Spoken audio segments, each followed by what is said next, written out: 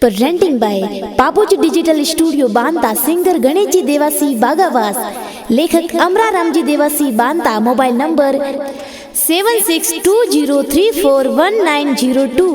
Director Dalpat ji Dewasi बानियावास। Mobile number 9370679634। गुण city में रेवन वाला कोई तोरो नाम जी। अरे केसर सिंह गोड़ा मेरे वो दिनेश जी तोरो नाम जी। प्यारो घड़ो लागे जी।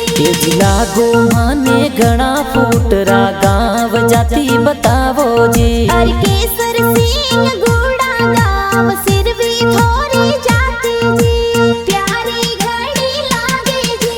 जीवन साथी कौन कही जे नाम बतावो मानी जी। अरे संगीता देवी जीवन साथी प्यारा घड़ा लागे जी।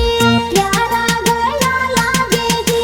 बेटा थोरा कौन कही जे नाम बतावो माने जी। अरे आर्यन लक्षित बेटा कही जे संग में रील बनावे जी। नई नई के तो रीलो बनावो वायरल घनी होवे जी।